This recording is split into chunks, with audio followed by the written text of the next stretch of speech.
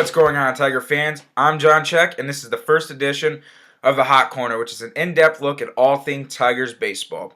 So if you haven't noticed or lived under a rock in the last week, Felix Hernandez got paid. The Seattle Mariners locked up their right-handed, flame-throwing, nasty pitcher Felix Hernandez, which is going to keep him from even being free agent eligible for 7 more years. He got 7 years, $175 million. He got paid. And we're moving closer and closer to the very first $200 million pitcher.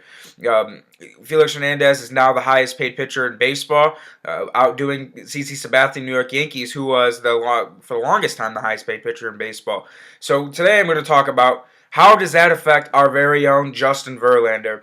I don't have to tell you guys how good Justin Verlander's been since the day he laced up the cleats and threw on the Old English D back in 2005, which was his debut. But his first full season was in 2006. But he's been great since day one, and over the last few years, he has really made it to where he is inching closer and closer to being the first $200 million pitcher. And with Felix Hernandez now getting that kind of money, we're inching closer to $200 million pitchers, it's going to put a strain on the market for frontline starting pitching. You look at 2014, Hernandez, Kershaw, and Verlander all would have been free agents. Now that Hernandez is off the market, him and Verlander, Clayton Kershaw, are now going to be free agents at the same time, pending lockup via free agency.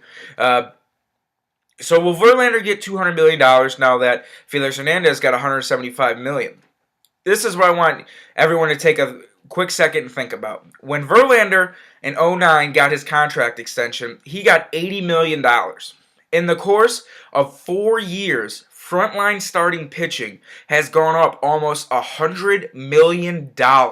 So it just goes to show you how fast this market has shot up over the last few years. Anibal Sanchez, who, maybe 4 years ago when Verlander got his extension would maybe be a $35 million pitcher, $40 million pitcher, is now making what frontline starters were getting 4 years ago. So when Verlander becomes a free agent, and let's hope he doesn't, but he becomes a free agent, who knows how much more the market's going to get driven up by then with Felix Hernandez getting this huge contract. Because every time a guy gets a new contract, like Cole Hamels when he signed his $120 million contract, when C.J. Wilson signed a contract for nearly $100 million, it pushes the market value of pitchers up. And Anibal Sanchez, number 3, number 4 starters now are going to want Anibal Sanchez money.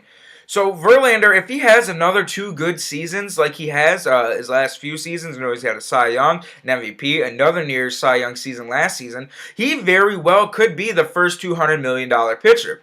Now, I don't think Verlander is going to get $200 million, simply for the fact that he's going to be over 30 when he hits the market.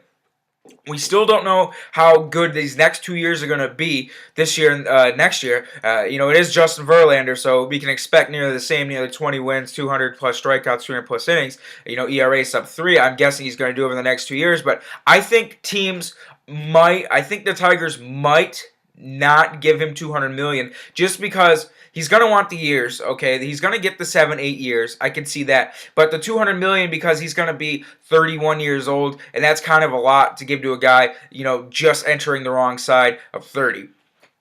But I do think he will get $175 plus million, like Felix Hernandez got, because he has been just as good as Felix Hernandez over the last few years. He's going to command it, and especially over the last few years, being the best pitcher in baseball. And the sky's the limit with this guy, and he keeps throwing up Cy Young type seasons. He's going to get well close to $200 million. Now, I think Clayton Kershaw is going to end up being the first $200 million pitcher because he's going to be, I think, under 27 years old when he hits free agency.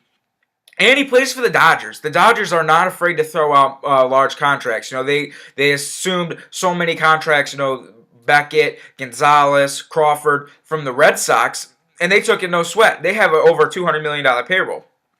Magic Johnson's throwing out those hundreds like nothing.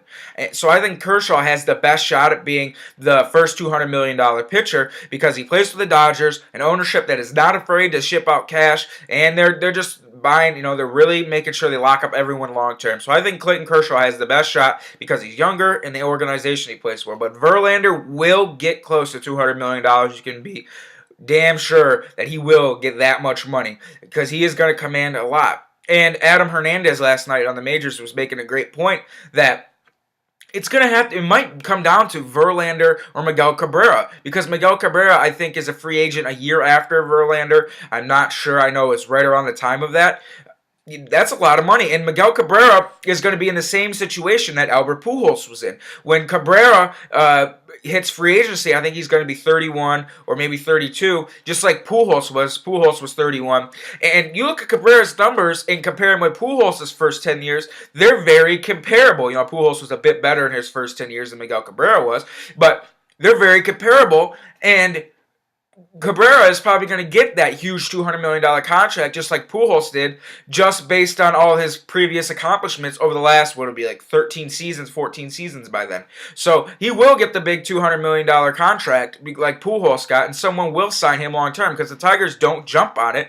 You know, someone will sign Cabrera long term, which brings you down to the point who you're going to want to give $200 million to. And it's a great point that, you know, Tiger fans are going to have to come to realization. It's going to be either Verlander gets that $200 million or Cabrera gets that $200 million, because the Tigers' payroll is going to keep increasing every year, and you have that $189 million luxury tax line, and someone is going to have to get signed, and someone may have to go. You know, there's going to be other options. You know, the Tigers might not re-sign, you know, like a Max Scherzer, or they might let a Doug Fister go, because who knows how much Doug Fister Max Scherzer is going to get. If Anibal Sanchez got $80 million, Doug Fister could want that much money. Fister's been as good as anyone in the second half of the last 2 seasons.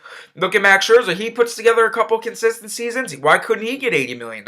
So you got a lot of contracts coming up, and the markets just keep going up and up and up. So with this Felix Hernandez deal, it's pushing the market up even higher for Verlander. And then with the Anibal Sanchez deal, it's pushing up the market higher and higher for guys like Scherzer and Fister. So this Hernandez deal affects the Tigers a lot, because who knows how much Verlander's going to get, and who knows how much that's going to affect the Tigers down the line, trying to keep Verlander long term, and, you know, other guys as well as that. I do think that Mike Ilitch will open up the wallet and keep Justin Verlander around, simply for the fact he's homegrown. He's been here his entire career. He said many a times he wants to stay here, but he's also hinted towards he wants to, you know, he said it would be fun to test out free agency. But I do think he will get him locked up long term. But after that, say Verlander gets $190 million, you know, the pocketbook is going to be kind of tight, because how are you going to sign the rest of these guys that have been good for your franchise so far, like Scherzer, especially last year, Fister? You know, how are you going to keep those guys locked up? Because eventually you can't keep handing out $200 million contracts to all these players, because it don't work out, and you got to draw a line somewhere with the financial abilities. So that's all I got for you guys today. I hope you enjoyed the first edition of a Hot Corner. Many more of these to come.